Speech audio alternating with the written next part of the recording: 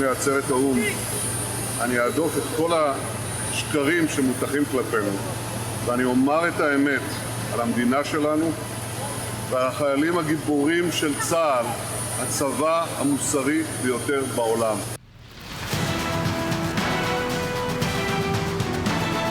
هناك احتلال يجب أن ينتهي الآن. دقت ساعة استقلال دولة فلسطين وأعتقد أنكم تستمعون لدقاتها.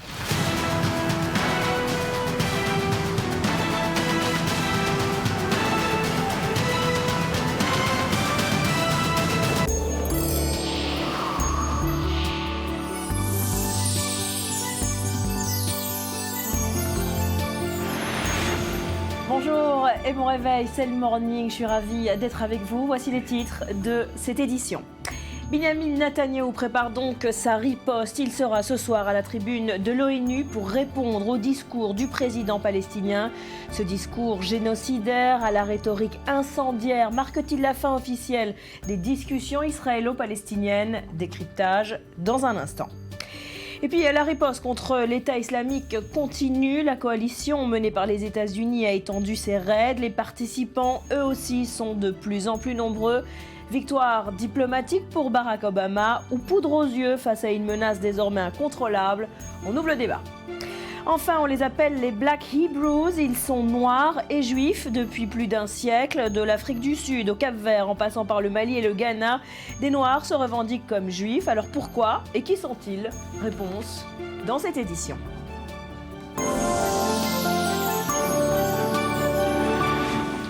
Voilà, bonjour à tous. Une actualité chargée ce matin qu'on va décrypter ensemble pendant 2 heures en direct depuis Tel Aviv. Bonjour à nos invités, Emmanuel Navon, professeur de relations internationales à l'Université de Tel Aviv. Merci d'être avec nous. Et Ali Waked, notre spécialiste du monde arabe. Alors on va se plonger dans le discours de Mahmoud Abbas dans quelques instants. Mais est-ce qu'on a assisté vendredi à une déclaration de guerre diplomatique ? Je pense que oui. La direction palestinienne, depuis quelques semaines, mène des consultations avec ses amis au sein de la communauté internationale, notamment à l'Union européenne et à la tête de l'Union européenne. Des Européens ont été exposés à des bonnes parties de ces discours. La terminologie n'a pas été approuvée par l'Union européenne, mais il n'y avait pas de clauses barrées dans ce discours. Et d'ailleurs, on a vu les réactions négatives étaient essentiellement en provenance des États-Unis. La direction palestinienne se sent encouragée par le fait que les réactions étaient des réactions très modérées, très modestes. Il n'y avait pas, à part la réaction de l'administration américaine, qui elle aussi a été relativement restreinte malgré la terminologie. Des mots durs ont quand même été utilisés par Washington. Ils ont qualifié le discours d'offensant, ce n'est pas rien. Oui, mais si on s'attendait à des sanctions, si on s'attendait à obliger M. Abbas à retourner aux discussions bilatérales, la direction palestinienne a fait clair. Plus de discussions bilatérales, plus de négociations bilatérales avec un gouvernement de droite, selon les sources proches du président palestinien.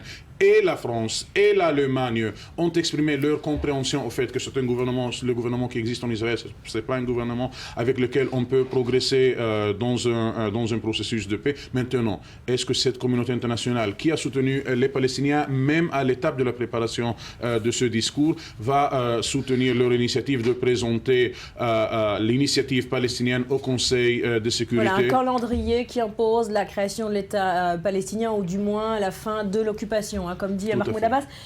Emmanuel Navon, est-ce qu'il y aura des conséquences concrètes à ce discours? Vous savez, les discours à l'Assemblée générale de l'ONU, il y en a des milliers, des centaines depuis la création de cette institution.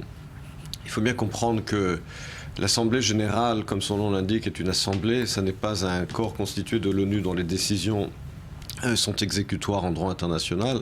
Donc il n'y a aucune conséquence à ces discours, aucune conséquence pratique. Mahmoud Abbas, depuis des années, utilise bien entendu l'Assemblée générale et l'ONU en général pour avancer sa propagande.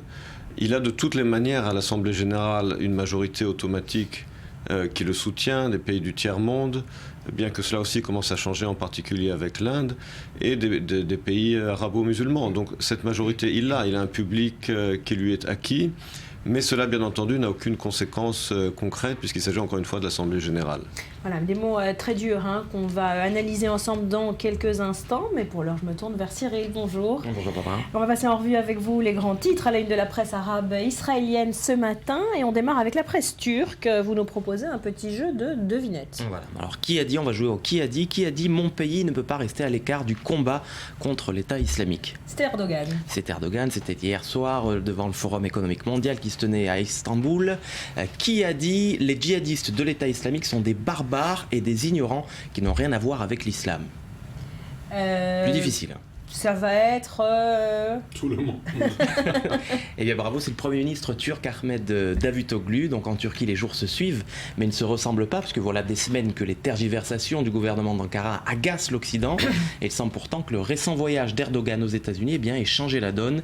Alors la Turquie est-elle en route pour la coalition anti-Daesh ? Eh bien c'est la semaine prochaine que le gouvernement turc décidera de la nature de son implication dans cette coalition. Mais la vraie question, écrit ce matin Le Zaman, c'est de savoir si l'armée turque prendra, oui ou non, part à une intervention terrestre contre les djihadistes.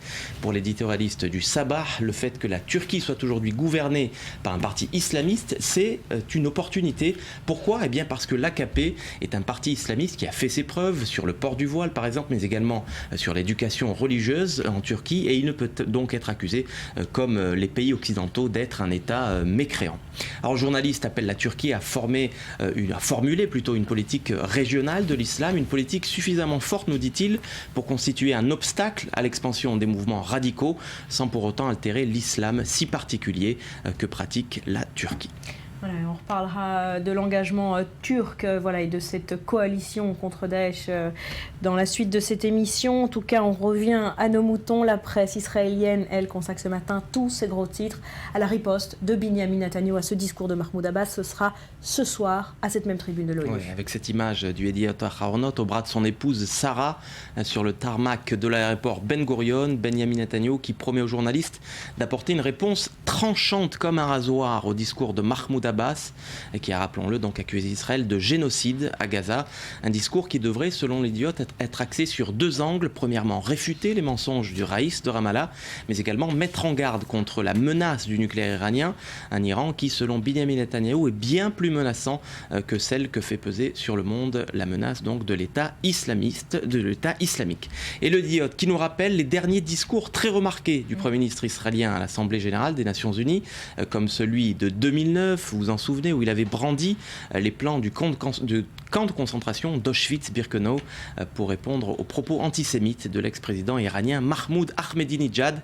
Et puis ce discours très remarqué également de 2012, lorsque Bibi avait illustré son discours sur le nucléaire iranien avec un schéma qui représentait une bombe à la Tex Avery qui avait fait couler beaucoup d'encre à l'époque. Alors ça va balancer pas mal à New York, écrit ce matin le Times of Israel, mais au-delà des effets d'annonce, eh bien rien de nouveau sous le soleil, et ceux qui attendent de nouvelles idées, des idées fraîches pour relancer le processus de paix avec les Palestiniens, eh bien risquent bien d'être déçus, nous dit ce matin le quotidien israélien en langue anglaise. Alors dans son éditorial principal, le journal de gauche fustige ce matin l'immobilisme du Premier ministre israélien sur le dossier palestinien. Dans son discours de ce soir, nous dit le Haaretz, il est bien probable que Netanyahou expose bien peu probable que Netanyahou expose sa politique palestinienne. Il devrait se contenter d'étaler sa sempiternelle rhétorique. Les Arabes, les Iraniens sont les descendants des nazis. Il devrait ainsi éviter un vrai débat sur sa politique et ses conséquences dramatiques pour Israël.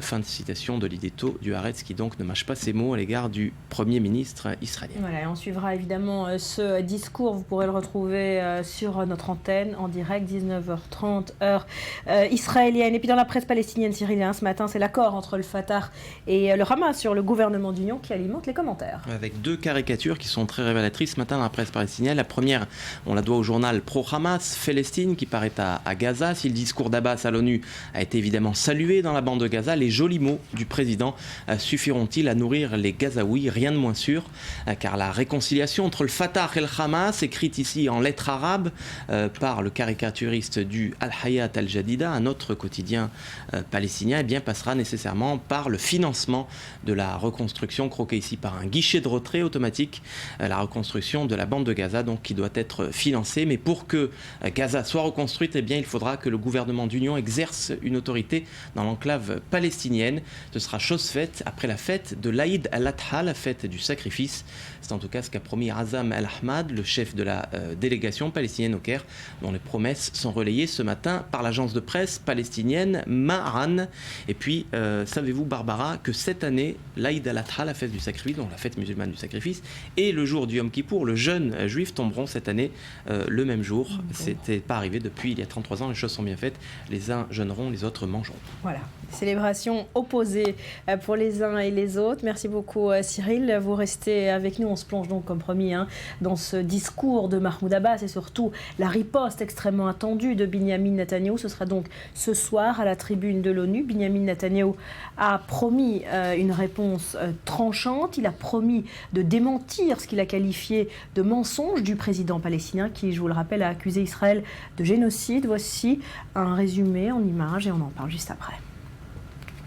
Éclipsé par Daesh, Ebola et l'Ukraine, le conflit israélo-palestinien n'a pas réussi à capter toute l'attention de l'Assemblée générale des Nations unies.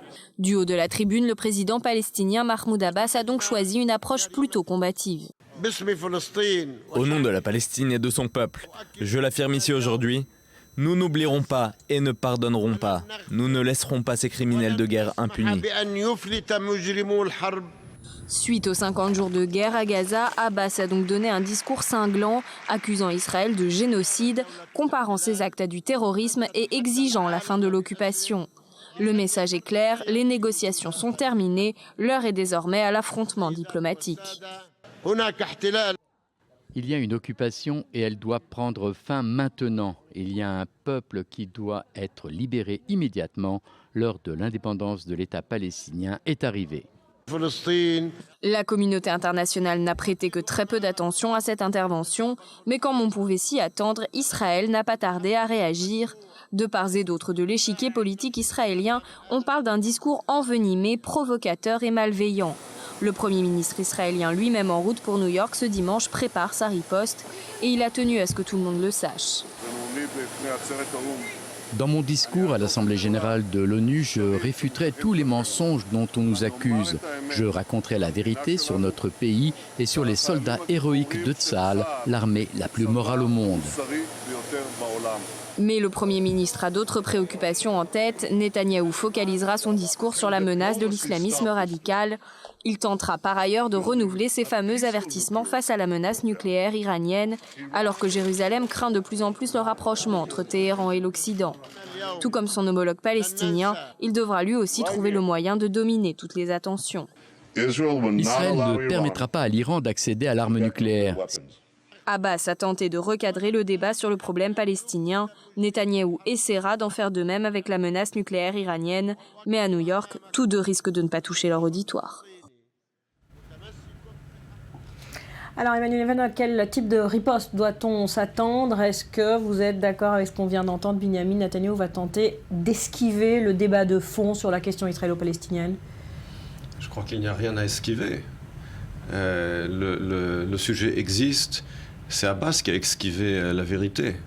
C'est lui qui a déconnecté complètement les faits de la réalité. Il a présenté dans son discours comme si Israël avait attaqué la bande de Gaza un beau jour pour aucune raison. C'est ça le fond du problème. Pourquoi est-ce qu'il y a eu cette opération militaire après que Abbas ait constitué un gouvernement d'union avec le Hamas, après que le Hamas ait tiré des centaines de missiles sur Israël? C'est ça le fond du problème. Mais ça, Abbas n'en a pas parlé. Il a décrit l'opération militaire, il a parlé de génocide, de crimes de guerre, etc. Comme si un beau jour, les Israéliens s'étaient réveillés un matin sans aucune raison et avaient bombardé des civils parce qu'on s'ennuie, parce qu'on n'a rien d'autre à faire. C'est un peu la façon dont il a présenté les choses. Il a complètement également... Il a tenu des propos quand même assez étonnants également, presque en disant que si on voulait lutter contre l'État islamique au Levant, eh bien entendu, le fond du problème, c'est le conflit israélo-palestinien, comme s'il y avait une relation entre les deux. Il faut d'abord créer un État palestinien pour pouvoir lutter contre... Enfin, il a vraiment dit des choses complètement aberrantes. Donc je crois qu'au contraire, il faut parler du fond des choses, il faut parler de la réalité. Dernier point, et cela n'a pas été tellement mentionné, mais Abbas, il le fait à chaque fois dans ses discours à l'ONU. parle à chaque fois de la question des réfugiés, mais il parle des réfugiés de 48 et de leurs descendants. Il l'a encore fait dans son discours à l'ONU, en parlant encore une fois de la résolution 194 des Nations Unies, qui, d'après lui, est une résolution, ce qui est faux d'ailleurs, qui reconnaît à tous les descendants des réfugiés de 48 le droit de devenir citoyens israéliens. Beaucoup de références à 48, beaucoup de références à la Nakba, peut-être plus qu'à la guerre de 67 et à ses conséquences. Abbas, en choisissant ce lexical-là et ce référent-là, nie l'existence d'Israël dans ce discours ? Il ne faut pas exagérer, Barbara. Monsieur Abbas, il est tout à fait avec un processus de paix. Il a avoué l'existence d'Israël, même dans ce discours et dans les propos qu'il a menés avec des étudiants, avec des leaders, notamment des leaders juifs, dans les États-Unis. Mais Barbara, il faut... ce que les Palestiniens m'ont dit à la veille après ce discours. Nous, on lit les sondages qui sont publiés au sein des États européens et même au sein de la jeunesse américaine aux États-Unis sur l'attitude vis-à-vis Israël, sur le fait qui est le responsable de ce conflit, de cette tension dans le Moyen-Orient, et le fait qu'Israël vient toujours en première place, même souvent dans une majorité des pays avant l'Iran. Et basé sur ces données, la direction palestinienne a décidé de remettre au centre de l'opinion publique mondiale, à mon avis sans succès, la question israélo-palestinienne en contrepartie de la question de l'État islamique, de l'Ebola, etc. Mais il y a un acquis de la direction palestinienne, à mon avis, le fait que Benjamin Netanyahu va concentrer une bonne partie de son discours, non pas à la question iranienne et à la question du radicalisme islamique, mais au conflit israélo-palestinien. C'est un petit acquis que la direction palestinienne peut compter. Et à nouveau, Barbara, si on compte, si on essaye de vérifier quelles ont été les réactions au discours du président palestinien, on voit que c'était un discours assez coordonné avec la communauté internationale. Les ambassades et le bureau qui représentent la communauté internationale à Ramallah ont été exposés à la ligne de ce discours. Et Monsieur Hollande même, suite à sa réunion avec le président palestinien, a dit que la France soutiendra une initiative palestinienne de mettre fin à l'occupation. Réaction plutôt avec succès de la communauté internationale. Les Américains n'ont pas pris de la même façon. Washington a qualifié, on l'a dit, le discours d'offensant. Ça veut dire que le temps où les États-Unis jouaient les médiateurs dans le conflit israélo-palestinien est révolu ? Non, je pense que les États-Unis ne souhaitent pas mettre fin à leur rôle de médiateur. Ils l'ont mal pris quand même, ce discours. Écoutez, c'est un discours, comment peut-on ne pas le mal prendre ? C'est-à-dire c'est un discours qui accuse Israël de génocide, qui décontextualise complètement le conflit. Mahmoud Abbas est un expert à décontextualiser et à essayer de faire oublier aux gens l'histoire.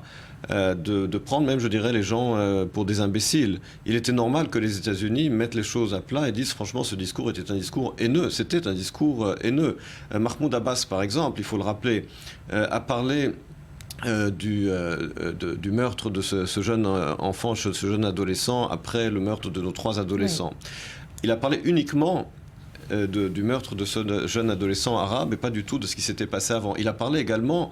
Il a accusé Israël d'une culture de haine et d'incitation à la haine dans les médias israéliens, comme si Israël, comme l'autorité palestinienne, parce que les médias palestiniens ne sont pas libres, ils sont dirigés par Abbas. Et dans les médias palestiniens, il y a une incitation à la haine permanente, antisémite, haineuse. Et Abbas, finalement, accuse Israël de ses propres crimes à lui. Lui fait de l'incitation à la haine dans ses médias à lui, et il accuse Israël, finalement, d'être responsable de ce meurtre, de cette vengeance par un déséquilibré mental, alors que c'est lui qui est responsable de cette atmosphère. Donc là, effectivement, il a dit des choses qui sont tout simplement mensongères, manipulatrices. Je ne parle même pas... il a eu dans son discours, j'ai là la citation du texte en anglais en disant qu'il y a que l'État palestinien, c'est un État de droit qui respecte les droits humains, le pluralisme, qu'il y a une tradition de enlightenment, de lumière palestinienne, n'est-ce pas, de tolérance, de coexistence, etc. Là, enfin, j'avoue que j'ai ri en lisant ça, parce que c'est tellement grotesque, si vous voulez, de cette culture de violence, de haine et de dictature qui parle d'enlightenment, de lumière, etc., de tolérance. Enfin, c'est vraiment prendre les gens pour des imbéciles. Bon, alors un discours incendiaire, je crois que tout le monde est d'accord là-dessus. Et la grande question qu'il faut se poser, c'est en le faisant ce discours, est-ce qu'Abbas rejette la diplomatie avec Israël? Est-ce qu'il tourne cette page? On va voir deux leaders dos à dos avec Benyamin Netanyahou et cette réponse tranchante.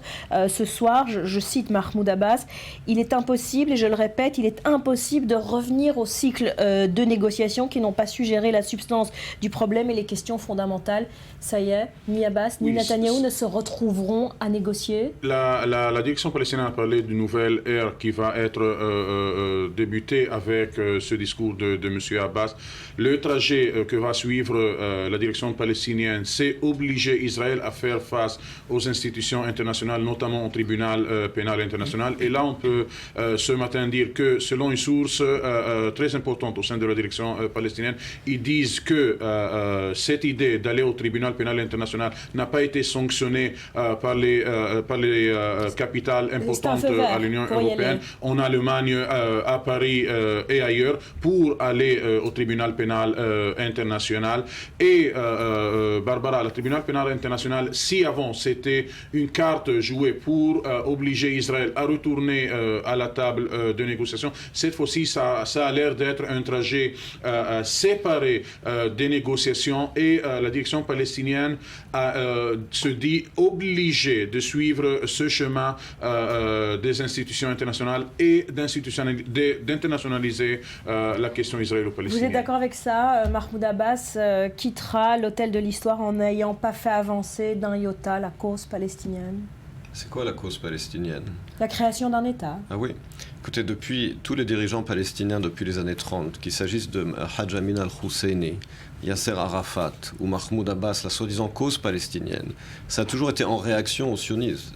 Ça a toujours été une cause négative de destruction du sionisme. Ça n'a jamais été une cause positive de bâtir quelque chose. Et d'ailleurs, la preuve en est, et cela Mahmoud Abbas ne l'a pas rappelé non plus, que toutes les opportunités qui ont été présentées pour un compromis pour l'État, pour la création d'un État palestinien aux côtés d'Israël, ont été rejetées par la soi-disant cause palestinienne, qu'il s'agissait par Arafat au moment de Camp David en 2000, par Mahmoud Abbas lui-même, lorsque Ehud Olmert lui a proposé 99,5% de tous les territoires. Il a dit non, parce que la cause palestinienne, c'est un mythe. C'est un mythe, soi-disant, droit au retour, qui est fondé sur la destruction, le négationnisme d'Israël, la destruction de l'État juif. C'est ça la véritable cause palestinienne.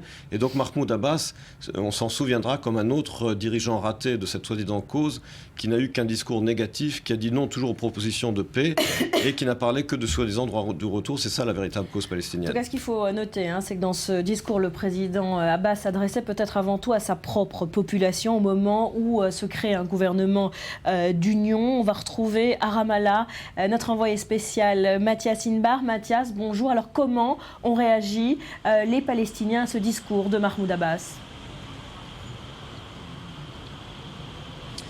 Eh bien, Barbara, tout simplement, il a suivi avec attention ce discours, et un discours qui a été jugé véhément par Israël, mais finalement accepté à sa bonne mesure par les Palestiniens, parce que les Palestiniens le savent, il y a un essor dans les sondages depuis l'opération bordure protectrice du Hamas en Cisjordanie, le Hamas qui revient en force, et donc il fallait utiliser des mots sévères, durs par Mahmoud Abbas, ce leadership palestinien qui est jugé vieillissant, en tout cas la vieille garde de l'OLP. Voilà pourquoi sans doute Mahmoud Abbas a utilisé des mots très durs, mais derrière les mots ils veulent des actes, et les actes, eh bien ça passe par la reconstruction de la bande de Gaza. Ils le savent, les Palestiniens de Cisjordanie, il va falloir énormément de temps et surtout de l'argent pour reconstruire la bande de Gaza. On parle de 7,8 milliards de dollars, en tout cas c'est le chiffre estimé par Robert Serry, l'émissaire des Nations Unies, et sur ces 7,8 milliards, eh bien, pour vous donner un ordre de grandeur, c'est 2,5 fois le PIB de Gaza. Mais là aussi c'est plutôt complexe, parce que les Palestiniens le savent, ce PIB de Gaza ne veut rien dire sans l'économie, si j'ose dire, souterraine, des tunnels dans la bande de Gaza, des tunnels qui ne sont aujourd'hui inutilisables, qui étaient propices à l'économie du Hamas et non celle du Fatah. Voilà pourquoi les Palestiniens, eh bien, veulent des résultats concrets de cet accord Fatah-Hamas. On parle notamment également de l'envoi de 3 à 5 000 policiers palestiniens dans la bande de Gaza, mais c'est encore une fois la même complexité. que vont devenir les militaires du Hamas? Est-ce qu'ils vont endosser le costume des policiers du Fatah ou est-ce qu'ils vont être mis de côté? C'est la question qu'il se pose ici. Merci beaucoup Mathias. Alors Ali, on le voit, hein, ce gouvernement d'union est en train de se dessiner. C'est comme ça aussi qu'il faut lire peut-être le discours de Mahmoud Abbas. Alors c'est une énième tentative depuis la scission de 2007. Est-ce que cette fois on y croit dans la rue palestinienne? Pas tout à fait, Barbara. Depuis 2006-2007, c'est, comme vous l'avez dit, il y avait à plusieurs reprises une tentative de former une réconciliation palestinienne et tout le monde pense que cet accord qui a été achevé entre Fatah et Hamas il y a quelques jours, il a pour but de franchir la conférence des donateurs qui aura lieu dans quelques jours au Caire et les questions concrètes sur le rôle de la branche armée du Hamas, sur le monopole de la force à la bande de Gaza. Ces questions n'ont pas été encore résolues entre le Fatah et le Hamas, mais c'est vrai ce que Mathias a dit, le fait que Abou Mazen a prononcé cette terminologie avait pour but de dire aux Palestiniens le Hamas a affronté Israël avec l'arme, nous on va affronter Israël avec une diplomatie qui est nouvelle par rapport à la diplomatie adoptée par les Palestiniens depuis 1993, depuis le début du processus d'Oslo. Donc une diplomatie qui obligera Israël à assumer ses responsabilités. Et à propos de ce qu'a dit M. Navon, dans aucune documentation il n'y avait pas mentionné ni 99%, ni ce que se rapproche des 90%. C'est que la presse israélienne considère comme 90%, c'est que Israël assume et que les Palestiniens vont accepter automatiquement l'échange de territoire, chose qui n'a pas été approuvée par la direction palestinienne. Et Barbara, si jamais les Palestiniens vont réussir ce pari, il peut se faire que les Américains qui, au début de ce processus, ont menacé de présenter leur veto sur l'initiative palestinienne au Conseil de sécurité, il faut encore voir le fait que les Palestiniens jouent la carte européenne face aux Américains, le fait qu'il y a cette coalition anti-État islamique dans laquelle il y a des pays arabes qui font partie et sur lesquels les États-Unis comptent. On va voir est-ce que ce pari va réussir. Le mot de la fin pour vous, Emmanuel Navon, cette nouvelle diplomatie palestinienne, diplomatie va-t-on-guerre, est-ce qu'elle va changer la réalité? D'abord, sur le chiffre de 99,5%, c'est le chiffre également fourni par Condoleezza Rice, qui était présente lors de ces négociations, elle en a parlé elle-même. Ce sont des chiffres. Ensuite, cette diplomatie, cela a toujours fait partie de la stratégie de l'OLP depuis le plan des étapes de 1974, lutter contre Israël par le biais de la diplomatie.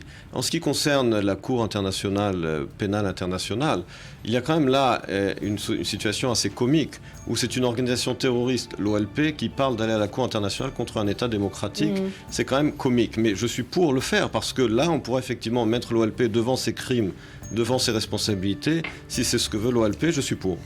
Merci beaucoup, merci Ali, merci Cyril. Emmanuel, on se retrouve après un nouveau journal. On parlera d'une autre riposte qui est en train de se dessiner elle aussi, celle contre Daesh, cette lutte anti-djihadiste qui ne cesse de s'élargir.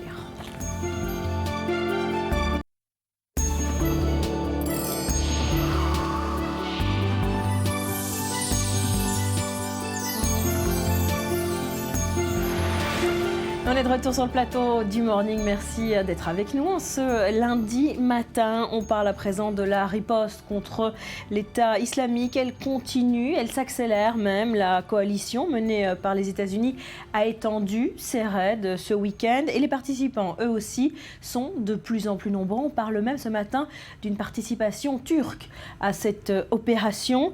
Alors, est-ce que c'est une victoire diplomatique pour Barack Obama ou de la poudre aux yeux pour arrêter une menace désormais incontrôlable? Le point en image et on en parle juste après. Nouvelle frappe de la coalition en Syrie et nouvelles attaques contre des raffineries contrôlées par les djihadistes. Au moins 3 complexes pétroliers ont été détruits par des tirs de missiles la nuit dernière près de la frontière turque. Depuis le déclenchement de la campagne de bombardement contre l'État islamique, une quinzaine de raffineries auraient ainsi été prises pour cible. Véritable manne financière pour les organisations djihadistes, la contrebande d'or noir leur rapporterait chaque jour des millions de dollars. Une somme réinvestie dans l'achat d'armes et le recrutement de combattants. Ce week-end, d'autres frappes de la coalition ont aussi eu lieu pour la première fois dans la province de Homs, non loin de la ligne de front entre l'armée d'Assad et la rébellion syrienne. Malgré les réticences exprimées par certains pays occidentaux, y compris la France, la coalition anti-djihadiste continue de s'élargir. Depuis samedi, des avions britanniques de la Royal Air Force survolent le territoire irakien, tandis qu'en Jordanie, une première escadrille de 6 chasseurs bombardiers belges a été déployée et se tient prête à intervenir à tout instant. Fort d'une coalition plus vaste autour d'eux, les États-Unis s'autorisent à attaquer des positions du front Jabhat al-Nusra, émanation d'Al-Qaïda en Syrie, et ses alliés comme le groupuscule Khorasan, dont le chef aurait trouvé la mort dans une frappe, selon des rumeurs diffusées sur les réseaux sociaux. Une stratégie d'étranglement qui pousse Al-Qaïda à réitérer ses menaces contre les Occidentaux. L'organisation Al-Nusra, par exemple, promet de répondre aux frappes américaines par des attentats d'envergure contre les pays engagés dans la coalition. Bonjour Christian Mallard, notre spécialiste des questions internationales. Merci d'être avec nous ce matin. Alors on apprend que la Turquie pourrait se joindre à cette coalition. L'opération elle aussi ne cesse de s'étendre comme les membres qui font partie de cette coalition. Est-ce qu'on peut parler d'un succès diplomatique pour Barack Obama ? C'est-à-dire que c'est quand même intéressant de voir ce revirement de la Turquie avec un Recep Erdogan, ce Premier ministre qui jusqu'à présent a quand même fait le jeu de l'État islamique, parce qu'on sait très bien que en l'intérieur même du territoire turc, il y avait quand même des bases de l'État islamique. Et on a laissé l'État islamique en faire à sa guise par rapport à la Syrie et à l'Irak. Donc si vous voulez, j'ai envie de dire, est-ce que maintenant on peut prendre au sérieux M. Recep Erdogan? Est-ce que, permettez-moi l'expression, je vais être un peu trivial, est-ce que ce bal des faux culs est terminé? Parce que vraiment la Turquie jusqu'à présent a joué un jeu ambigu, insidieux. Alors, ce qui est intéressant, c'est de savoir maintenant si M. Erdogan, qui est quand même le représentant d'un parti islamiste, va accepter d'envoyer des troupes au sol pour aider quand même les États-Unis et la coalition internationale, parce qu'on sait tous pertinemment que de toute façon, si on n'envoie pas de troupes au sol, cela prendra beaucoup de temps. Même Obama a fait des allusions en disant que ça pourrait aller au-delà de son mandat le 21 janvier 2017. Donc, il va falloir observer le jeu de la Turquie, dont on a même dit à un certain moment, est-ce qu'elle peut, avec ce jeu ambigu, rester dans le flanc sud de l'OTAN? Est-ce qu'elle peut rester dans l'OTAN? Alors on va devoir juger sur pièce, c'est important. En tout cas, pour Obama, ce qui est intéressant, c'est de voir, et vous le disiez à l'instant, c'est que cette coalition s'étend, s'élargit, c'est important. Les Danois, les Belges, l'Australie et le Canada, ça on le savait, ils ont toujours été présents. Et puis maintenant, les Anglais entrent dans la danse qui est fondamentale. Donc je pense que c'est de bon augure. Voilà, bon augure avec de plus en plus d'États qui participent à cette opération. Cependant, il faut noter quand même que Moscou et Téhéran risquent de jouer les troubles faits. Ils gardent leur distance pour le moment. Est-ce qu'ils sont dans un dilemme, ces deux pays, protéger les intérêts d'Assad en Syrie, tout en voulant eux aussi en finir avec ces djihadistes ? Oui, vous avez tout à fait raison. Ils sont dans un dilemme, je crois qu'on peut utiliser ce terme. Ils sont dans un dilemme parce qu'en effet, il y a une sorte d'accord tacite avec l'intervention de la coalition internationale, parce que c'est vrai que ça arrange Moscou et Téhéran qu'on puisse affaiblir dans un premier temps l'État islamique et qu'on puisse continuer aussi à lutter contre Jabhat al-Nusra. Mais en même temps, c'est vrai qu'ils ont toujours peur que les Américains en profitent pour essayer d'affaiblir Bachar el-Assad ou de s'en prendre à Bachar el-Assad, et en même temps d'affaiblir aussi le régime irakien d'une certaine façon, puisque les Irakiens, le régime irakien est très inféodé à l'Iran. Mais pour l'instant, je note une forme de neutralité. Oui. Est-ce qu'elle est bienveillante ou pas? On fait une forme de neutralité en ce qui concerne la Russie et l'Iran. Alors pour finir, Christian, à quel point en France on prend au sérieux les menaces de ces djihadistes, des menaces de représailles sur le sol de ces pays qui participent aux frappes? C'est sûr que François Hollande, le ministre Le Drian, ministre de la Défense, et Laurent Fabius, ministre des Affaires étrangères, ont alerté l'opinion publique française en interdisant, en demandant aux ressortissants français de ne pas se rendre dans 40 pays du Maghreb, du Proche et du Moyen-Orient. Et c'est vrai qu'on prend les menaces très au sérieux, parce qu'on sait pertinemment, on ne va pas se masquer le visage, on sait qu'on a en France un certain nombre de réseaux islamistes, de cellules dormantes qui peuvent avoir des liens avec l'État islamique, puisqu'on sait qu'on a 930 djihadistes français qui sont allés en Syrie, qui sont peut-être rentrés ou qui peuvent rentrer et à tout moment perpétrer des attentats sur le sol français. Donc c'est vrai qu'il y a une très grande prudence ici, plus grande vigilance, parce que ces menaces sont à prendre en sérieux en effet. Merci beaucoup Christian d'avoir été avec nous ce matin. Et nous sommes toujours en compagnie d'Emmanuel Navon, professeur de relations internationales. Merci d'être resté avec nous. Alors un mot sur ce qu'on vient de dire sur ces menaces prises au sérieux en France et partout en Occident. Est-ce que c'est une vraie menace ou alors les dirigeants occidentaux entretiennent finalement cette psychose pour maintenir une opinion publique favorable à cette opération qui coûte cher et qui ne concerne peut-être pas directement ces pays en Occident ?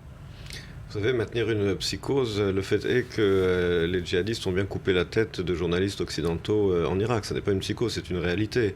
Et la menace, elle n'est pas seulement lorsque des occidentaux se font attraper, qu'il s'agisse de journalistes ou de travailleurs sociaux, comme c'est le cas de ce Britannique au Moyen-Orient, mais des menaces de terrorisme en Europe elle-même. Cette menace est réelle. On se souvient pas seulement des attentats qui avaient eu lieu à Madrid et à Londres au début des années 2000. Mais je vous rappelle également de tous les attentats commis en France dans les années 80 par les sbires de l'Iran. Et donc cette menace existe, elle est réelle. Et je crois que c'est la raison pour laquelle également les pays occidentaux évoquent l'article 51 de la Charte des Nations Unies de droit à l'autodéfense lorsqu'ils interviennent aujourd'hui en Irak. Est-ce qu'on est dans une situation où on n'a plus le choix ou alors dans une situation de fuite en avant? Je rappelle que le groupe Al-Nosra a réagi pour la première fois à ces frappes ce week-end en déclarant qu'il s'agit d'une déclaration de guerre. C'est une guerre qu'ils sont prêts à mener pendant des décennies, c'est ce que disent ces djihadistes. Est-ce que l'histoire ne nous apprend pas finalement qu'en frappant aussi fort un groupe terroriste, eh bien, on l'entretient, on le renforce comme un monstre incontrôlable qu'on nourrit sans cesse? Vous savez, Winston Churchill disait que l'apaisement, c'est nourrir un crocodile en espérant qu'on sera mangé en dernier. C'est en apaisant ces gens-là qu'on les renforce et qu'on les nourrit. En ce qui concerne la stratégie à adopter contre eux, ce n'est pas l'Occident qui a déclaré cette guerre. Pour les islamistes, il s'agit d'un djihad, d'une guerre sainte pour soumettre le monde entier et l'Occident. Dès l'instant, bien entendu, où l'Occident se défend, alors cela justifie, d'après les djihadistes, des attaques contre des civils occidentaux. Il faut bien comprendre quelle serait l'alternative si l'Occident ne faisait rien. Vous croyez qu'ils arrêteraient? Au contraire, ils sont mus par une idéologie. Il faut comprendre cela. Alors c'est vrai que ces attaques militaires, cela ne permet pas de complètement mettre fin à cette menace. Mais il faut bien se défendre, il faut bien neutraliser, en tout cas partiellement, ces groupes qui menacent la région, qui menacent les Occidentaux eux-mêmes en sol occidental, en Europe et aux États-Unis. Mais encore une fois, n'oublions pas par quelle idéologie ces gens sont mus, par une idéologie de djihad, et ce n'est pas en attaquant leurs infrastructures qu'on les incite à cette haine. Alors, vous le savez, Emmanuel, aux côtés des États-Unis, dans cette campagne, il y a les pays du Golfe, une participation extrêmement remarquée, inattendue même, diront certains. Vous allez le voir, le symbole est fort. Une femme pilote des Émirats arabes unis participe à ces raids contre l'État islamique. Elle s'appelle la commandant Mariam Al-Mansouri. Elle a 35 ans et elle a été la première femme émirati à piloter un avion de combat. Reportage. Lorsque les Émirats arabes unis avaient annoncé leur participation aux frappes aériennes contre l'État islamique en Syrie, ils n'avaient pas mentionné qu'à la tête de l'escadrille se trouvait une femme. Après un diplôme en littérature anglaise, Mariam Al-Mansouri entame son parcours militaire au sein de l'école de l'air Khalifa Ben Zayed. C'est en 2007 qu'elle obtient son diplôme et qu'elle est jugée apte et totalement qualifiée à voler à bord d'un F-16. Née à Abu Dhabi, Mariam Al-Mansouri est la première femme pilote des Émirats arabes unis à piloter un avion de chasse F-16.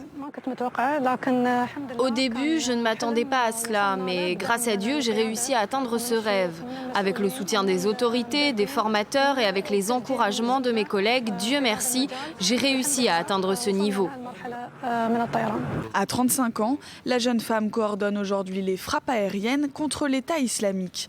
Le symbole est fort et parce qu'elle représente un espoir en matière des droits des femmes dans le monde arabe, certains sympathisants des djihadistes ont attaqué Mariam Al-Mansouri et proféré des menaces à son encontre.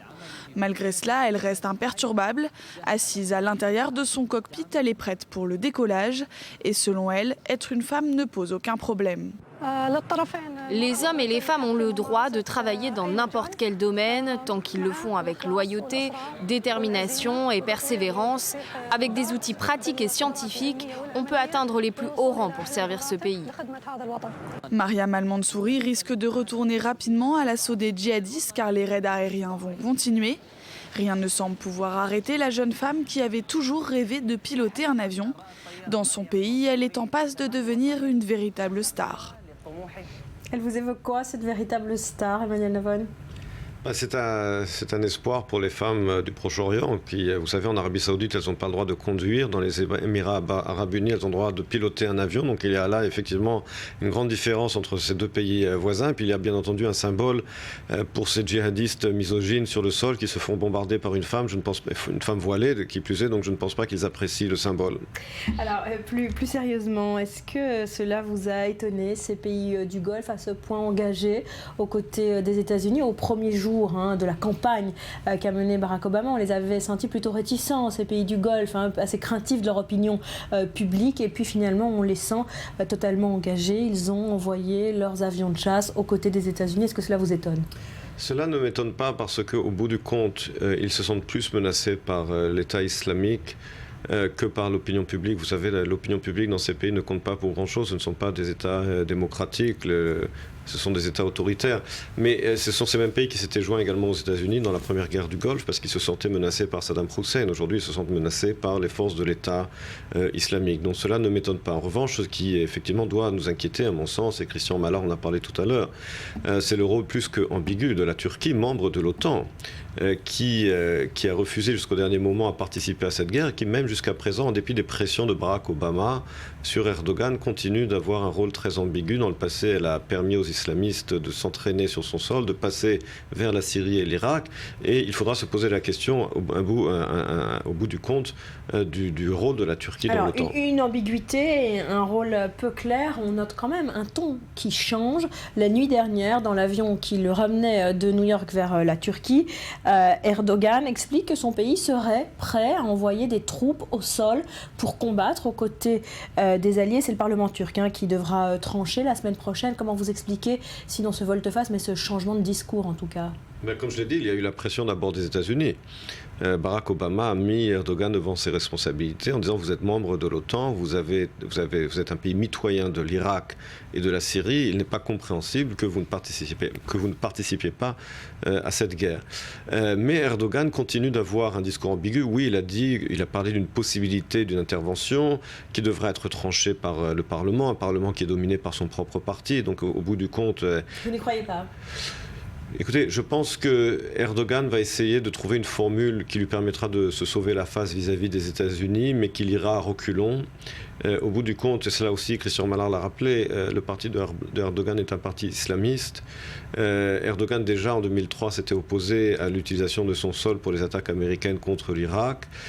Aujourd'hui, je ne pense pas qu'il souhaite effectivement être impliqué de façon directe et massive. Malgré ce que vous disiez, on note que les Alliés ont frappé ce week-end à sa frontière, sur la ligne entre la Syrie et la Turquie. L'État islamique a progressé en faisant fuir ces milliers de Kurdes. C'est ce changement sur le terrain qui va peut-être faire basculer Erdogan ? Il ne faut pas oublier un autre élément qui est l'élément kurde. Ouais. Là aussi, Erdogan craint beaucoup que l'effritement de cette région réveille les aspirations indépendantistes des Kurdes, dont bien entendu en Turquie. Voilà, qui sont arrivés massivement depuis la Syrie sur son sol. Exactement, et qu'on sait très bien qu'au nord de l'Irak, le Kurdistan indépendant est un fait, et que cela a des conséquences pour le Kurdistan turc. Et là-dessus, Erdogan craint beaucoup l'émergence d'un Kurdistan indépendant, d'où sa politique non seulement ambiguë, mais même, je dirais, peu coopérative.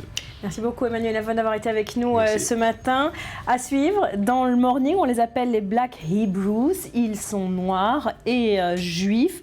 Alors qui sont-ils? Pourquoi se sentent-ils juifs? Réponse après un nouveau journal.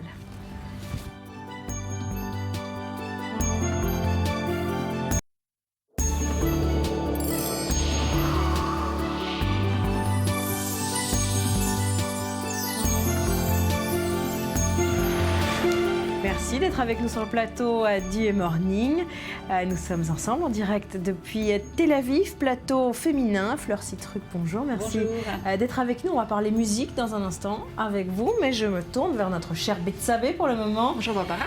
L'actu internationale, on la passe en revue tous les matins avec vous. 5 infos, 5 clics. On commence par quoi ce matin? Alors rien de tel qu'un vote historique, bien sûr, pour commencer la semaine. C'est bien sûr celui qui ouvre la porte du Sénat au Front National. Un sénataclisme pour le Huffington Post qui ponctue une très belle année pour Marine Le Pen. Ça tombe bien, c'est Rosh Hashanah. Et alors du coup, il fait nuit sur le Sénat. Regardez la photo du Monde.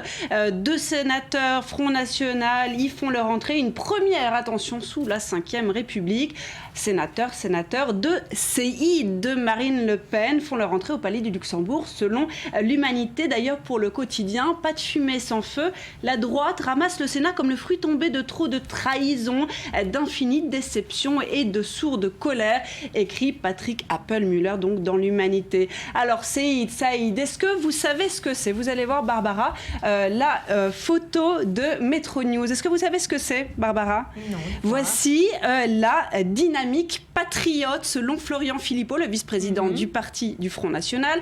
Vous reconnaîtrez bien sûr à droite Stéphane Ravier, donc que le Monde appelait il y a quelques mois encore, en mars dernier, Mr. Nobody, mais qui est malgré tout parvenu à se faire un nom. S'amuse maintenant Metro News.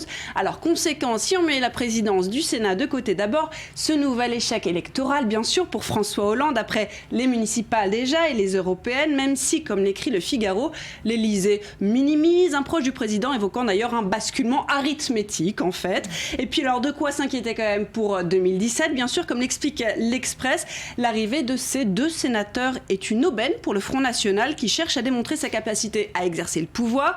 Avec cette formule de Stéphane Ravier, encore lui, il n'y a plus qu'une porte à pousser, c'est celle de l'Élysée. Alors restera là, on en aura marre quand même de ses commentaires d'ici 2017. Peut-être, ou pas.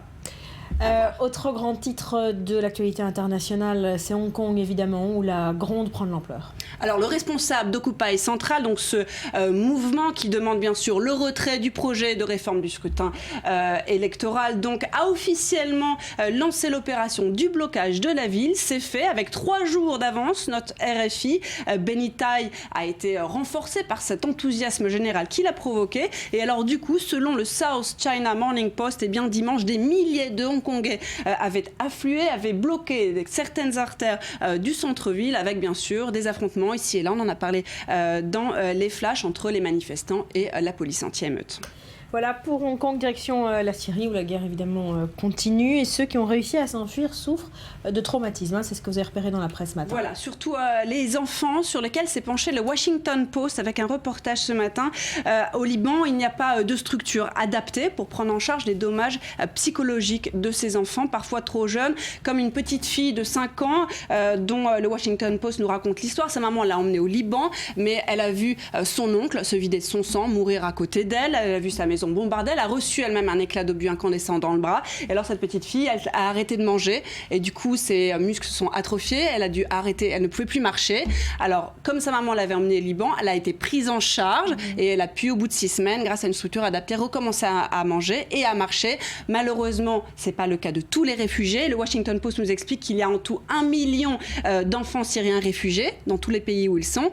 Au Liban, environ 1,5 million et bien sûr, il n'y a pas de quoi faire face à cet immense besoin, notamment en cas de traumatisme psychologique qui touche la plupart de ces enfants. Voilà, tragédie pour ces enfants syriens. On parle d'autre chose? Homeland, version russe? Exactement, un peu de télé. Alors au commencement, il y avait Ratoufim, raconte Courrier International, une série donc israélienne qui raconte le retour des otages israéliens qui avaient été capturés par le Hezbollah. Puis les États-Unis en ont fait une adaptation Homeland dans laquelle un soldat américain, cette fois-ci, le sergent Brody, rentre de sa captivité en Afghanistan. Alors dans la dernière adaptation, Brody s'appelle Alexei Bragin. Alors il a été envoyé en Tchétchénie il y a 20 ans et puis rapatrié en Russie 6 ans après. Alors une spécialiste de l'antiterrorisme l'attend bien sûr le pied ferme et très sceptique, bien sûr persuadée qu'Alexeï a été retourné par les terroristes tchétchènes. Alors ça a été baptisé Rodina, ce qui est en fait la patrie, traduction littérale en russe. Elle est réalisée par le célèbre Pavel Lungin qui a réalisé Taxi Blues ou encore Luna Park avec une brochette d'acteurs russes très connus. Je vous propose de voir le premier teaser qui vient d'être dévoilé. 25 secondes. Avec plaisir.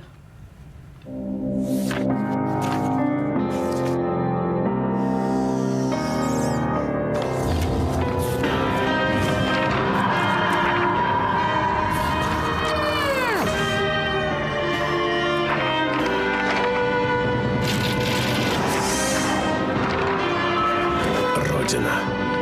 Скоро. На канале «Россия». C'est apparemment le genre de teaser qui marche avec les Russes. En tout cas, pour ceux que ça intéresse, ce sera diffusé à partir du printemps 2015 en Russie. Donc. Chaque pays, ses terroristes, ses otages. Mais bon, en général, c'est une série qui fonctionne bien, qui est plutôt bien faite.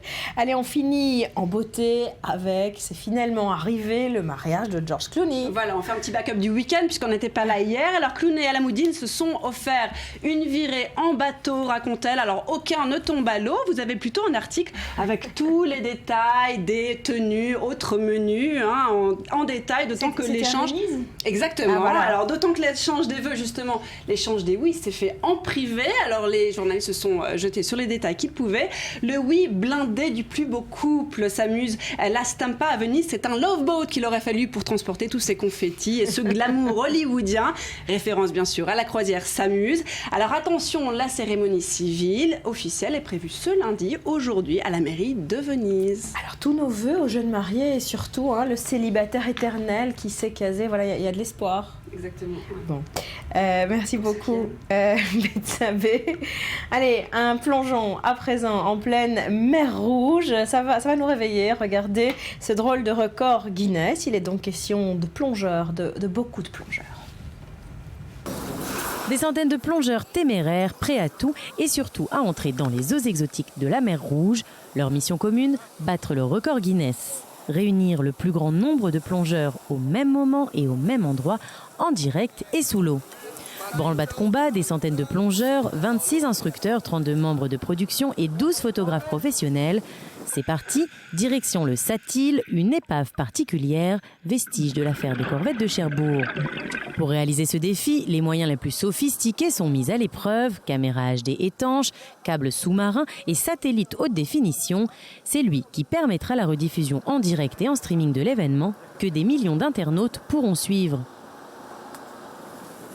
Mais une technologie ultra avancée ne suffit pas sans une équipe de professionnels. À la tête de ce projet, un plongeur et cinéaste légendaire, le français Christian Pétron. Il a été invité pour diriger l'équipe du tournage, mais aussi pour faire partie du jury de la compétition de photographie. C'est lui qui a donné ses lettres de noblesse au film Sous-marin. Il a été directeur de la photographie du Grand Bleu, puis d'Atlantis de Luc Besson. Il est aussi un des hommes clés de la campagne d'exploration de l'épave du Titanic. Je viens pratiquement tous les ans à Eilat parce que les organisateurs, David Pilosop, que je connais depuis 40 ans, m'invitent comme membre du jury. Et mon rôle à Eilat, c'est de participer donc à la manifestation et de faire le jury, de juger les photos et particulièrement les films. Le suspense est palpable sur le visage des touristes qui suivent cette aventure sous-marine sur les écrans des bars et restaurants de la ville.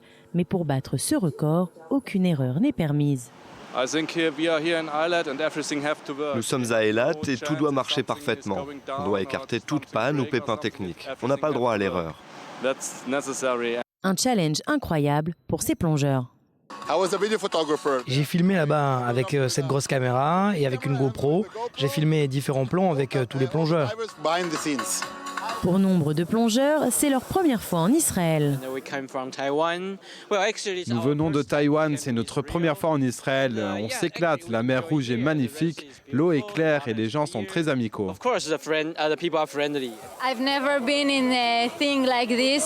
Je n'avais encore jamais fait quelque chose comme ça. C'est cool de voir autant de gens qui aiment la mer et la plongée. Objectif atteint, record battu, mais il est déjà temps pour ces hommes grenouilles de sortir de l'eau. Heureusement, ils repartent avec des heures de rush à regarder à loisir. Voilà, et alors après la plongée, on va écouter un peu de musique avec vous, hein, Fleur. On va swinguer, vous êtes prête? On va swinguer, je suis prête. On part à la découverte de musiciens, pas comme les autres. Vous les avez rencontrés, ils s'appellent les Soul Messengers et ils appartiennent aux Black Hebrews, les Hébreux noirs. On regarde ce reportage donc que vous signez et vous nous expliquez tout ce qu'il faut savoir juste après.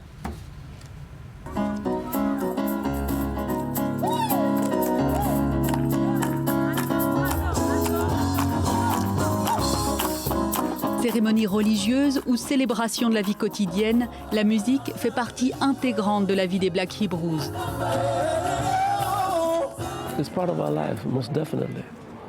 C'est la chose la plus importante de notre vie, car c'est ce qui a permis à notre peuple de conserver son identité à travers l'histoire. Quand nous avons été emmenés comme esclaves, il nous était interdit de parler notre langue, ni de faire quoi que ce soit en rapport avec notre culture. Les chants, ça nous a permis de garder le lien. Nous chantions par exemple des louanges à la rivière Jourdain, car c'est de là d'où nous venons. Les Black Hebrews sont des Afro-Américains qui affirment descendre en ligne directe d'Abraham. Dans les années 60, Ben Carter, un ouvrier de Chicago, va prôner le retour en Terre Sainte pour sa communauté. Ils sont des centaines à le suivre au Libéria, puis en Israël. Parmi ces pionniers, le bassiste Charles Blackwell, alias Prince Ezekiahu. Il fonde rapidement les Soul Messengers afin de subvenir aux besoins de la communauté. Nous avons commencé à nous entraîner et à bien maîtriser toutes les chansons israéliennes. Notre première performance a été un énorme succès car le public israélien ne s'attendait pas à ce que tous ces visages noirs parlent hébreu. Ça a été un choc pour eux et nous sommes tout de suite devenus célèbres.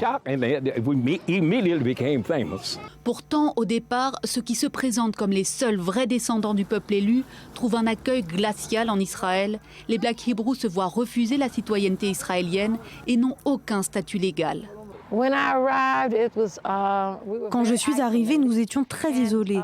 Nous étions même rejetés. La plupart des gens nous demandaient « Qu'est-ce que vous faites ici ?» Ils ne comprenaient pas. Nous leur avons juste dit « Nous sommes venus pour vivre en terre d'Israël. Nous voulons représenter et soutenir Israël. » Mais lentement et sûrement, quand nous avons commencé nos tournées à travers le pays, mon boulot à moi consistait à chanter. L'ensemble du pays a commencé à nous accepter et à porter un regard plus chaleureux sur nous.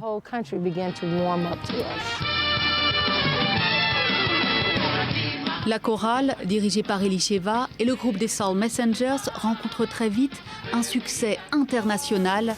En Israël, ils sont invités à jouer aux événements officiels et les membres de la communauté participent à des émissions musicales en prime time. En 2006, c'est un Black Hebrew qui est choisi pour représenter Israël lors de l'Eurovision. Ça a été un événement majeur, une grande victoire pour notre communauté. Tout ce qui nous met sur le devant de la scène et permet de montrer à la communauté au sens large ce que nous pouvons faire, eh bien c'est une grande victoire pour nous. Aujourd'hui, la communauté compte 3000 membres, pour la plupart installés dans le village de la Paix à Dimona. Les jeunes ont obtenu la nationalité israélienne et font leur service militaire. La musique, elle, continue de rythmer leur vie.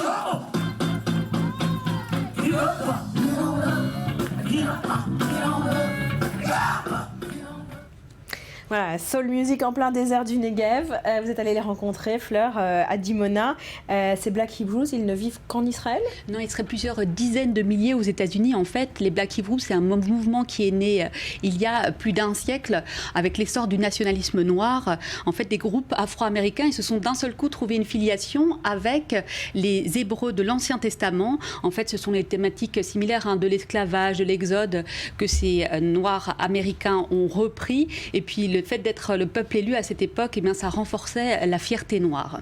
Alors, c'est dans ce contexte que dans les années 60, Ben Carter, un ouvrier de Chicago, il va emmener toute sa communauté en Israël. Il décide de retourner sur la terre promise, donc c'était il y a 40 ans, pour aller vivre The Divine Lifestyle, donc tout un programme. Voilà, la vie divine en Israël, mais la réalité a été un petit peu différente. Leur arrivée ici en Israël et à Dimona notamment a été difficile. Écoutez, selon la loi juive, déjà, ces Black Hebrews, eh bien, selon la halakha, ils ne sont pas juifs. Ils ne sont pas reconnus. Donc quand ils sont arrivés, on leur a dit, écoutez, bienvenue, mais il va falloir vous convertir. Tire insulte suprême pour ces descendants, comme ils le disent, du peuple hébreu. Eux ont rétorqué, non, c'est vous qui n'êtes pas juifs, les Israéliens, parce que les Juifs étaient noirs, donc c'est raté pour vous.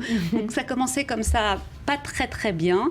Et puis finalement, ils ont pu être intégrés notamment grâce à la musique, mais après des années difficiles, où on a menacé de les expulser. Et qui était le fer de lance de cette bataille? C'était Shimon Peres, figurez-vous, dans les années 70-80. Qui a tout fait pour les intégrer? Non, qui a tout fait pour les expulser, jusqu'à un revirement. Et ça a été la consécration, ça c'était en 2008, quand il est venu pour ses 85 ans en tant que président de l'État d'Israël, fêter son anniversaire avec ses Black Hebrews, et pour montrer leur intégration en fait en Israël. On peut dire que leur intégration finalement a été réussie notamment grâce à leur musique et au son très particulier qu'ils ont ramené avec eux. Écoutez, c'est le son du Motown. Je ne sais pas si vous avez entendu parler de ce label incroyable des années 60 à Détroit. C'est lui qui a donné le son originel de la soul. Pour ne citer que quelques-uns, il y a Michael Jackson, Marvin Gaye et The Pointer Sisters qui ont été donc produits par ce label. Elisheva, cette femme qu'on voit dans le reportage qui dirige la chorale, elle a travaillé notamment avec Stevie Wonder. Donc imaginez le niveau de ces musiciens quand ils arrivent en Israël. Et ils sont là et ils chantent pour notre plus grand plaisir. Merci beaucoup Fleur d'être venue nous en parler. Merci beaucoup Betsabé. À suivre, on parlera sport avec cette question. Est-ce que les supporters de Liverpool sont antisémites? C'était la polémique du week-end. On y revient après un nouveau journal.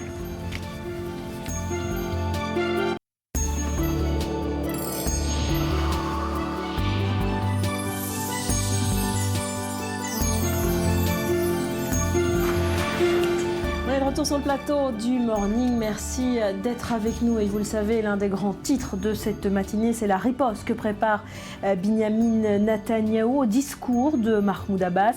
Un discours qui a surpris de par son agressivité en Israël, mais qui a été extrêmement bien perçu évidemment par les Palestiniens eux-mêmes. On retrouve à Ramallah notre envoyé spécial Mathias Inbar. Ici à Ramallah, Barbara, on a été plutôt attentif au discours véhément, très véhément même de Mahmoud Abbas sur la tribune des Nations Unies à l'Assemblée Générale des Nations Unies à New York, tout simplement parce que ici, justement, en Cisjordanie, ils ont bien vu les sondages tout au long de cette opération bordure protectrice du fait que le Hamas prenait surtout position en force dans cette Cisjordanie. Justement, il suffit de rouler dans les rues de Ramallah pour y voir fleurir, et ce n'était pas forcément le cas il y a plusieurs semaines, plusieurs mois, des drapeaux du Hamas par exemple, dans des taxis, dans des voitures des G5 par exemple. C'est tout l'enjeu du Fatah et du leadership politique palestinien de Mahmoud Abbas, c'est de montrer les crocs justement face à Israël et de montrer qu'il est le seul à pouvoir prendre le contrôle politique, diplomatique, sécuritaire des Palestiniens. Et c'est la raison pour laquelle il y a eu cet hébride d'accord de Fatah-Hamas avant le sommet du 12 octobre prochain, la conférence des donateurs au Caire. On annonce cette somme de 7,8 milliards de dollars. C'est en tout cas le chiffre estimé par les Nations Unies, 2,5 fois le PIB de Gaza, et c'est toute la complexité également de la région. 2,5 fois le PIB. Difficile d'estimer ce PIB justement parce qu'il y a cette économie souterraine, si j'ose dire, des tunnels qui étaient propices à l'économie du Hamas et non à celle du Fatah. Et puis ces 42 000 fonctionnaires estimés également par le Fatah qu'il faut financer dans la bande de Gaza. Et ici à Ramallah justement, on dit que pour une position, un fonctionnaire dans la bande de Gaza, il y a 3 personnes, un du Fatah, un du Hamas et une autre personne qui se trouve ici à Ramallah et qui commande les opérations. Voilà pourquoi, après le discours de Mahmoud Abbas, ici à Ramallah, en Cisjordanie, ils veulent non pas que des mots, mais des actes. Merci Mathias. Et on va parler sport dans un instant avec tous les résultats du week-end avec vous, Lise. Merci d'être avec nous comme tous les lundis matins. Mais pour l'heure, on commence avec vous, cher Rudy.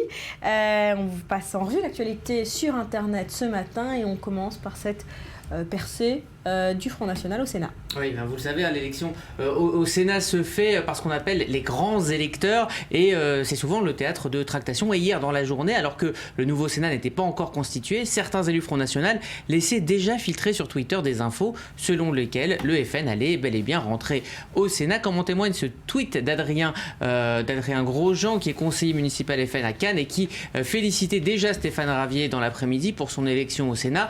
2 heures plus tard, rumeur confirmée par la présidente du FN, Marine Le Pen, qui fait remarquer que le Front National, Rassemblement Bleu Marine, est présent désormais dans toutes les assemblées. Alors, est-ce que sur Internet, il y a eu plus de réactions de la classe politique ou des internautes eux-mêmes? Alors, je vous le disais, les sénatoriales intéressent plus le monde politique que l'internaute lambda. Alors, la majeure partie des réactions viennent donc de la classe politique. On va faire un rapide tour d'horizon. Voilà, on commence avec Rachida Dati, cette réaction de Rachida Dati, élue UMP, pour qui l'entrée du FN au Sénat après l'Assemblée nationale accentue la rupture entre le pouvoir et les Français. Zakaria Zedan, qui est élu PS, se pose cette question. Je ne sais pas si c'est le signe de délitement de l'institution ou l'institutionnalisation du délitement. Et Samuel Laurent, qui lui est journaliste au Monde, spécialisé dans le web, fait remarquer que le FN avait dénoncé le cumul des mandats. Or, ces deux élus au Sénat sont tous les deux cumulards. En effet, David Racheline est également maire de Fréjus et Stéphane Ravier est maire du 7e arrondissement de Marseille. Et puis pour Anne, qui est une tweetos du Nord, militante UMP, si deux sièges au FN vous mettent dans cet état, faites interdire ce parti, soyez raccord avec vos idées et cessez de pleurnicher. Voilà pour la politique en France. Le tweet clash du jour, il s'est joué entre Hassan Rouhani et l'un des patrons de Twitter. Qu'est-ce qui s'est passé? Alors c'est le tweet clash du week-end. Les internautes le savent. Quand Hassan Rouhani se rend à l'Assemblée Générale des Nations Unies, il aime bien le faire savoir. Il gratifie les internautes d'un flot de tweets plutôt mielleux sur ses déclarations, encore ses rencontres diverses. On le voit ici tout sourire à son retour de New York ou encore dans une interview dans une ambiance plutôt jovial avec la journaliste star de CNN, Christiane Amanpour, sauf qu'un homme est venu mettre son petit grain de sel dans cette opération de com 2.0 qu'on commence à bien connaître. C'est Dick Costello, c'est le directeur général de Twitter. Alors Dick Costello, il a répondu en personne à Rouhani. Regardez, donc un tweet plutôt anodin parmi les dizaines de tweets qui ont été postés ce week-end. Un message qui parle de résolution des conflits dans une atmosphère de respect et de négociation et non pas de sanctions. Et donc plus bas, on retrouve ce tweet de Costello qui dit: Monsieur le Président, appréciant vos tweets depuis l'ONU, nous serions ravis que le peuple iranien les apprécie aussi. Quand cela sera-t-il possible? Un tacle donc au paradoxe iranien. On rappelle qu'il y a les dirigeants les plus actifs sur Twitter et qui mènent dans le même temps une politique très répressive sur les réseaux sociaux. On en avait parlé la semaine. Contre sa population. Absolument. On avait parlé la semaine dernière. En ligne de mire, il y a encore maintenant les réseaux WhatsApp, Viber et Tango qui vont bientôt être interdits. En fait, c'est cette lutte pour ou contre l'internet en Iran qui continue à se jouer, et donc ce petit tacle était bienvenu. Ça arrive souvent comme ça que le directeur de Twitter se mêle de politique? Alors le directeur, le patron, le créateur de Twitter avait souhaité la bienvenue à Rouhani. Là, c'est plutôt inédit d'avoir cet échange, mais ça arrive dans le monde politique d'avoir pas mal d'échanges comme ça sur Twitter. On part en Arabie Saoudite? Oui, on part en Arabie Saoudite où une jeune femme fait la polémique. Elle s'appelle Gina Al-Shamari. Elle faisait partie d'un groupe d'enfants choisis pour chanter lors d'une cérémonie officielle. C'était le 23 août dernier devant un public masculin. Et dans le public, il y avait le ministre saoudien de l'Éducation, Khalid Al-Faisal Al-Saoud. Problème, enfin, si on peut parler de problème, puisqu'elle est montée sur scène avec une robe la couvrant jusqu'aux pieds. Jusque-là, tout va bien. Mais elle avait mis un peu de rouge à lèvres et surtout, elle avait les cheveux découverts. Il n'en fallait pas plus, on va voir l'image, pour provoquer un tollé et une vive polémique. Oui, c'est ça le rouge à lèvres et les cheveux lâchés. Vive polémique, tollé sur le Twitter saoudien. Par exemple, un professeur à l'université King Khalid en Arabie Saoudite a tweeté: l'accoutrement de Shamari est impudique et ses parents devraient être punis pour cet acte. Il y a 2,4 millions d'utilisateurs de Twitter en Arabie Saoudite, ce qui en fait, malgré une certaine censure, un des pays les plus connectés du Moyen-Orient au réseau Twitter. Il y a donc les pour, les contre, c'est une vraie bataille. Et voilà, et la jeune fille a même dû apparaître ce samedi lors d'une émission de télé. Elle a précisé qu'elle s'était entretenue avec le ministre de l'Éducation qui l'avait félicité pour sa prestation. Tout est bien, qui finit bien, plus ou moins. Voilà, elle est très jolie en tout cas. On finit par des nouvelles de l'iPhone 6. Oui, vous savez, il se tord, vous savez, cette fameuse rumeur. Et évidemment, ça a enflammé le web avec de nombreuses parodies, notamment des parodies récupérées par le monde de la communication. Et on va commencer avec, je vais sélectionner les plus sympas, et on va commencer avec cette parodie du concurrent Samsung qui dit finalement, si voilà, vous devez vous courber, courbez-vous devant le Galaxy Note 3 qui est un petit peu l'exemple de l'iPhone 6. On va continuer aussi dans le monde du marketing avec Heineken qui essaye de rassurer rassurer un petit peu Apple en leur disant ne vous en faites pas, ça nous arrive aussi d'être un petit peu tordu de temps en temps en montrant un de ces bouchons. Et il y a aussi la marque Pulco qui a réagi avec en se disant que finalement ça pourrait être pas mal d'avoir un petit iPhone tordu pour pouvoir tranquillement faire sa sieste. Pourquoi il se tord en fait? Parce qu'il est trop grand? Alors après c'est justement, il y a tout un débat. Déjà Apple dit qu'il ne se tord pas et que c'est vraiment exceptionnel, etc. Après il y a la taille, il y a aussi la finesse. Il est extrêmement fin, donc c'est un petit peu compliqué d'être et robuste et léger et de ne pas se tordre. Et puis voilà ce magnifique kit de réparation pour votre iPhone 6. Oui, voilà, comme ça au moins s'il y a un problème vous mettez un petit coup dessus et il va redevenir droit voilà d'un coup. C'est ce qu'on appelle le Bengate sur internet. D'accord, ok, merci beaucoup d'être venu nous en parler Rudy. C'est une news essentielle ce matin. Absolument, comme à chaque fois. Et on passe de l'iPhone 6 au Google Glass, hein, vous savez ce que c'est évidemment, je vais pas vous l'apprendre, pas à vous, hein. Ce sont ces lunettes connectées du géant américain qui entend révolutionner nos habitudes. Voilà, mais Google n'est pas le seul sur le marché, son principal concurrent pourrait être israélien.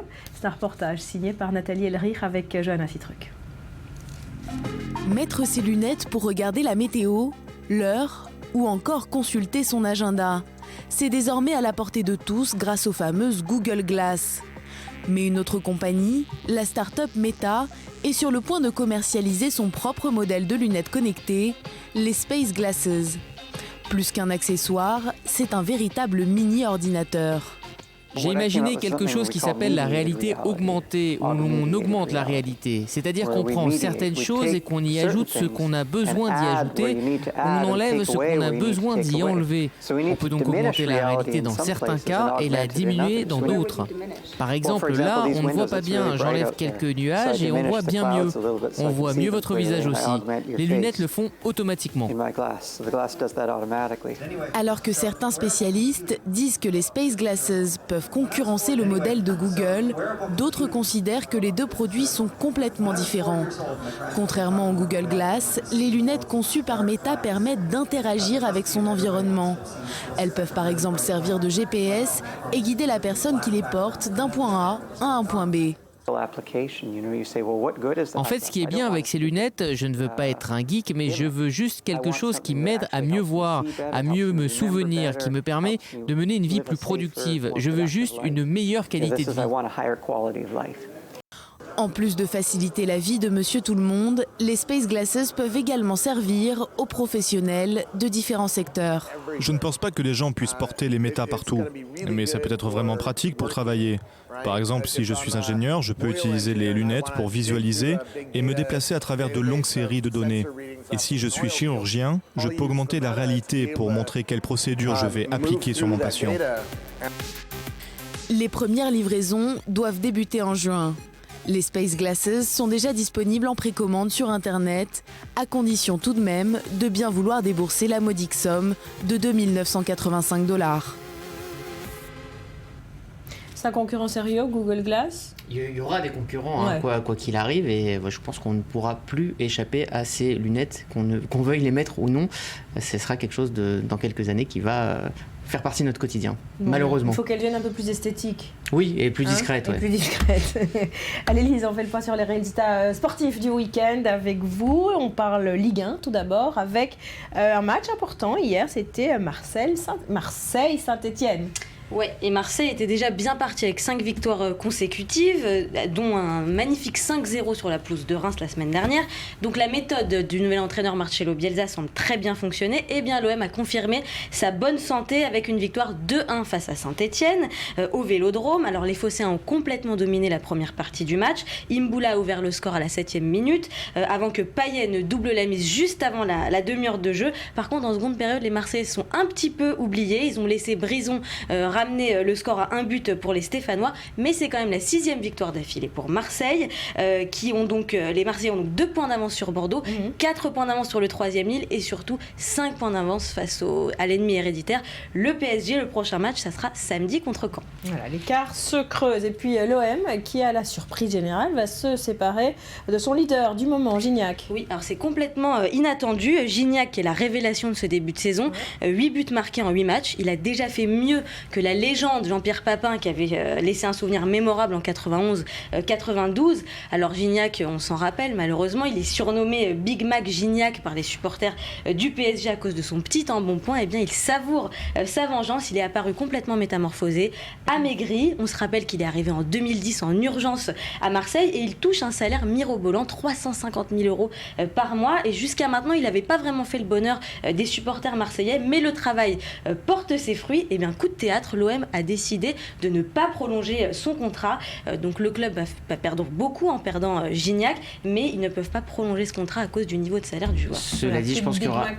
Oui, non, il y aura une grosse pression des supporters de ne pas le laisser partir s'il continue sur ce rythme qui est le rythme des meilleurs attaquants européens. Il a 8 buts, Ronaldo est à 10 buts, enfin voilà. Et surtout, Gignac, sa métamorphose, vous en parliez Lise, regardez, un internaute hier a sorti cette image entre 2013 dans les vestiaires et 2014. Regardez-moi ce beau gosse, magnifique. Et il y a PSG-OM qui arrive au mois de novembre. Alors regardez, ça c'est un internaute de mauvaise foi, mais comme je suis supporter de l'OM, j'ai quand même passé ce tweet. Ibrahimovic a mis 0 but avec l'OM, Gignac 62 buts avec l'OM. Voilà, les statistiques parlent d'elles-mêmes.